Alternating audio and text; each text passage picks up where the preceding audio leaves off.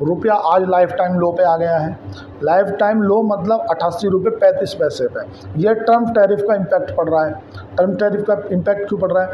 देखो 2-3 चीज़ें होती हैं जब मतलब डॉलर अगर कमज़ोर होता है, तो ऐसा नहीं अकेला फ़ायदा नुकसान ही नुकसान है, कुछ फ़ायदे भी हैं। फ़ायदे ये हैं, अगर डॉलर कमज़ोर हुआ और अब सपोज करो मैं अमेरिका गया हुआ हूँ और मैं जब डॉलर का भाव था 80 रुपये, मैं अपने परिवार को अगर 1 लाख डॉलर भेजता तो मेरे परिवार को मिलते 80 लाख रुपये। लेकिन अब डॉलर पहुँच गया 90 पे, मतलब रुपये का भाव हो गया 90 रुपये। अब मैं अपने परिवार को 1 लाख डॉलर भेजूँगा तो मेरे परिवार को मिलेंगे 90 लाख रुपये।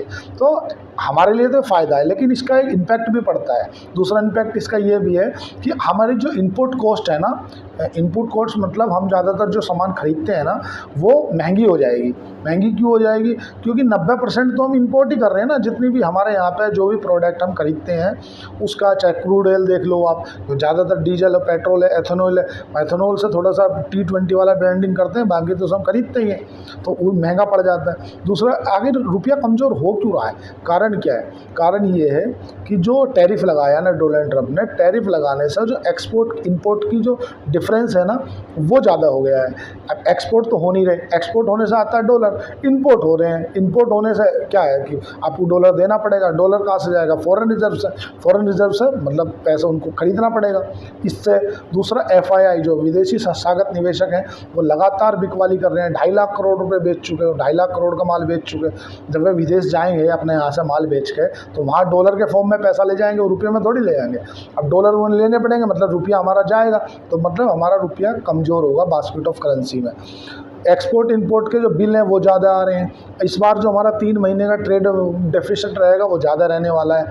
टैरिफ के कारण जो ऑर्डर हैं वो मिल नहीं रहे, एक्सपोर्ट कंपनी कर नहीं पा रही। मान लो अगर मैं 100 रुपये का प्रोडक्ट अमेरिका में बेच रहा था, अब वो प्रोडक्ट 150 में वो सामने वाला व्यापारी लेगा ही नहीं। बोले ऐड मुझे नहीं चाहिए, मैं तो तेरे से 100-150 का लेने से अच्छा मैं 120 रुपये का पाकिस्तान से नहीं बुलवा लूँगा।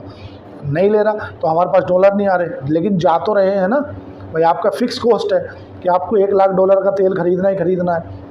जब आपको 1 लाख डॉलर का तेल खरीदना है वो तो फिक्स है, आपके पास में आ रहे नहीं, तो जाएंगे तो घर से ही निकल गए ना। घर से जाएंगे तो रुपया आपका कमज़ोर होगा। ये एक समस्या नहीं है, जियो पॉलिटिक्स में बहुत बड़ी बड़ी समस्याएं चल रही हैं।